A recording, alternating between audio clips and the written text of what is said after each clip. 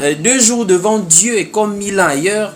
Et c'est à base de ça qu'on supposerait que Jésus viendrait en 2030. Parce qu'on prend Jésus qui a été à 30 ans pour démarrer son ministère dans les 2 jours qui correspondent à 2000 ans. Alors là, c'est compliqué. Comme je disais, le calcul des calendriers biaise déjà ce genre de prophétie. Parce que déjà à la base, les Juifs ont leur calendrier, qui n'est pas forcément en tout point similaire au calendrier grégorien.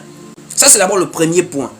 Le nombre des jours des calendriers dans le monde diverge. Il y a les calendriers qui n'ont pas forcément 30 jours dans le mois. Il y a les calendriers qui n'ont pas forcément 31 jours dans le mois. Il y a les calendriers qui n'ont pas forcément 12 mois dans l'année.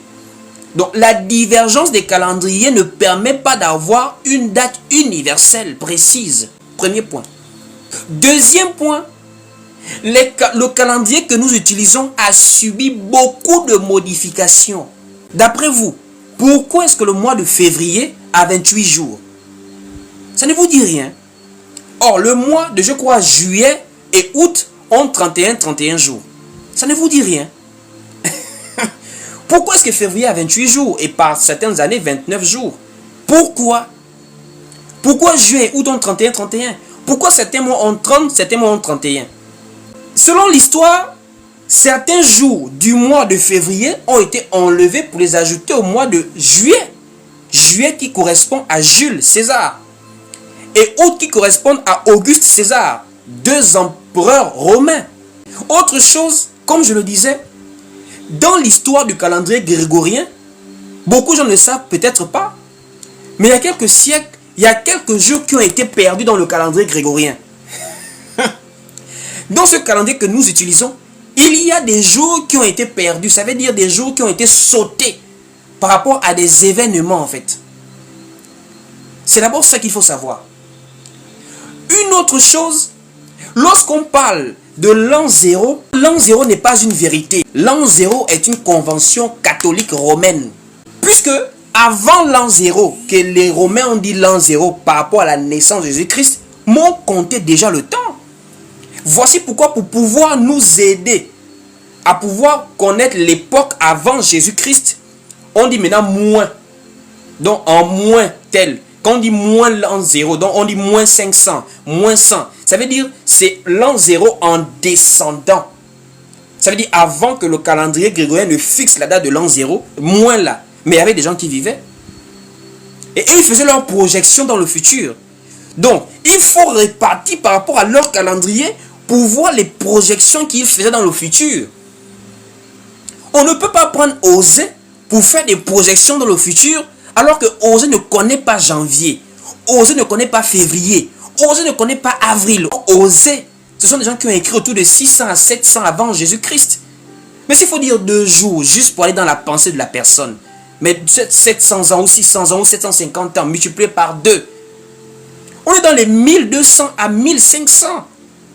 Donc si on compte même depuis son époque jusqu'au calendrier grégorien, on n'arrive même pas où nous sommes aujourd'hui. C'est gravissime. Ça, c'est sans compter les différents décalages horaires par rapport à la distance des pôles. Pôle Nord, pôle Sud. Il y a une comptabilité du temps particulière qui fait que, en réalité, quand nous sommes en 2026, c'est compliqué. C'est une convention que nous avons décidé d'accepter. Ce n'est pas une vérité à laquelle on va lier Dieu dans sa souveraineté, dans nos histoires de 2026 là. Voici pourquoi nous, on ne célèbre pas 2026. On accepte 2026. Mais on ne peut pas dire bonne année 2026. On accepte, c'est une convention. Nous sommes en 2026, mais nous ne pouvons pas célébrer 2026.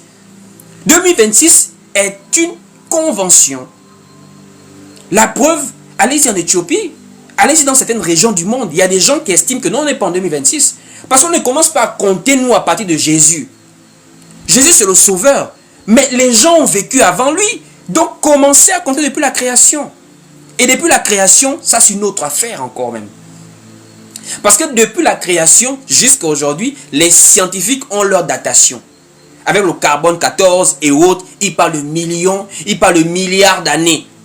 La Bible a sa datation. Et même les datations de la Bible peuvent diverger de quelques années. On est dans les 3500 et quelques années à 4000 ans à l'an 0. Et jusqu'à aujourd'hui, on est dans les 5545 années par là à 6000 ans par là. Donc ça devient compliqué. On a, je crois, un Irlandais comme ça là, Usher, qui a essayé d'établir un calendrier. On a le calendrier de l'anno mundi. Des gens qui ont étudié la Bible avec les datations, ils ont essayé de faire leur calendrier. Même les témoins de Jéhovah de la Tour ont essayé de dater le calendrier par rapport à la naissance depuis Adam jusqu'à aujourd'hui. Il ne peut pas avoir une exactitude dans le temps à l'heure actuelle. Voici pourquoi, quand Dieu parle du temps, Dieu ne voit pas le temps comme nous. Et quand Dieu parle du jour et de l'heure, il ne parle pas de notre jour mercredi, ou encore jeudi, ou encore dimanche.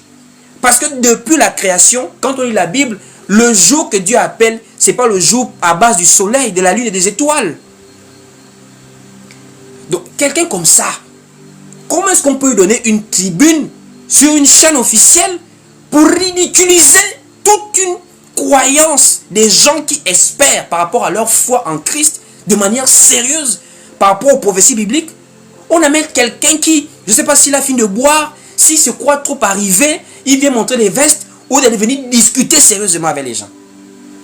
Il vient parler des diplômes ou en train de parler des faits dont il est censé défendre à base du livre qu'il amène comme vérification tel que la Bible. C'est gravissime, frères et sœurs.